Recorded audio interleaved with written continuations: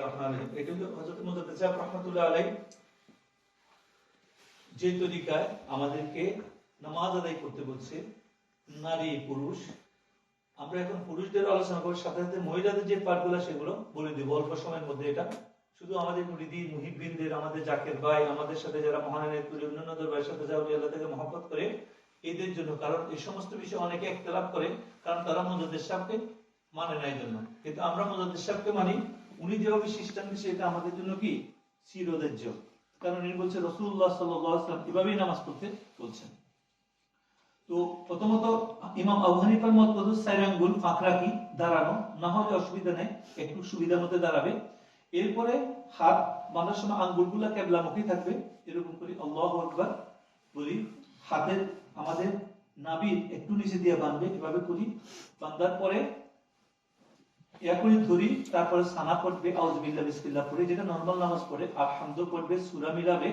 সূরা মিলানোর পরে যেই পদ্ধতি সেটা হলো এরপর রুকুতে যাবে। রুকুতে যাওয়ার নিয়ম হলো আঙ্গুলগুলো ফাঁক থাকতে হবে। মুজাদ্দিদ সাহেব রাহমাতুল্লাহ আলাইহি বলছে আঙ্গুলগুলো ফাঁক হবে, এভাবে সুন্দর করে পনুর মধ্যে আঙ্গুলগুলো মুঠ করে দিতে হবে।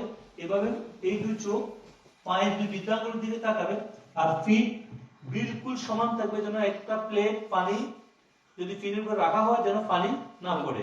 এভাবে করি, আমি দেখাচ্ছি। এভাবে এভাবে থাকতে পারবো না, এভাবে থাকতে পারবো, এভাবে থাকতে পারবো না, মুঠ করে ধরতে হবে এটাকে। ধরি হালকার উপরে, এভাবে করে ধরি, এভাবে চোখ দিয়া পিঠ সোজা করি, সুবহান রাব্বিল আযীম যতবার পড়তে পারে 3 বার 5 বার 7 বার। এরপর সামি আল্লাহু লিমান হামিদা কইয়া দাঁড়াইতে হবে। কিন্তু দাঁড়ানো অবস্থায় আমি বলে গেছি, বলতে দাঁড়ানো অবস্থায় আমার চোখ থাকবে সেজদা যেখানে দেওয়া হয় সেই জায়গায়। দাঁড়ানো অবস্থায় চোখ কোথায় থাকবে? সেজদা জায়গায়। এরপর সামি আল্লাহু লিমান হামিদা কইয়া দাঁড়াইয়া আবার সেজদা জায়গায় চোখ রাখতে হবে। এরপরে আমরা ডান সাইড থেকে শুরু করব। কি করব? ডান সাইড থেকে শুরু করব। আমরা প্রথমে সেজদা যাওয়ার আগে প্রথমে ডান পা জমিনে যাবে, এরপরে বাম পা, এরপরে হাত লাগাইতে হবে। হাত এখন আর ফাঁক থাকতে পারবে না, হাত লইতে পারবে না, দুই আঙ্গুলের আঙ্গুলগুলো ফাঁক থাকতে পারবে না। এমন জায়গায় রাখতে হবে পুরুষদের জন্য এমন জায়গায় রাখতে হবে যে মধ্যখান বরাবর।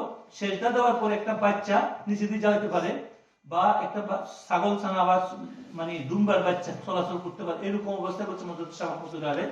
আঙ্গুল দুইটা ফাঁক থাকবে। তারপরে দুই হাত এভাবে দেওয়ার পরে জমিনে এই দুই আঙ্গুল বৃদ্ধা বরাবর মধ্যখানে প্রথমে জমিনে কি লাগবে? নাক লাগবে। এরপরে কপাল লাগবে। চোখ বন্ধ করা যাবে না। উনি বলছেন চোখকে খোলা রাখতে হবে, নাকের আগা দিতে হবে, এভাবে দিতে হবে। এভাবে করি, নাকের এভাবে লাগাইতে হবে, তারপর এভাবে করি, এভাবে এই সাইড দিয়ে যেন একটা বাচ্চা চলতে পারে।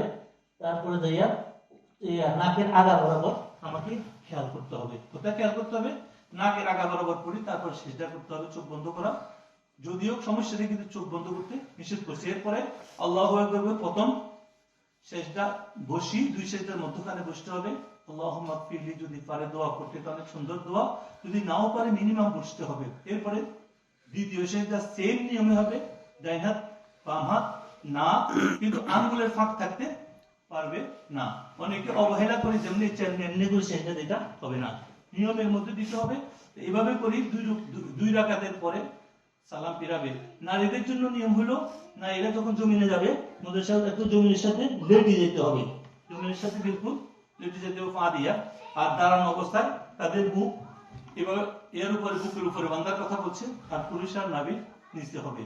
জাস্ট আমি এই জন্যই বললাম, আমাদের যারা মুজাদ্দিদ সাহেব রাহমাতুল্লাহ আলাইহি অনুসারী আছেন, উনি এই তরিকা রাসূল সাল্লাল্লাহু আলাইহি ওয়াসাল্লাম থেকে শিখছেন, এবং তিনি সরাসরি আমাদেরকে শিক্ষা দিয়েছেন।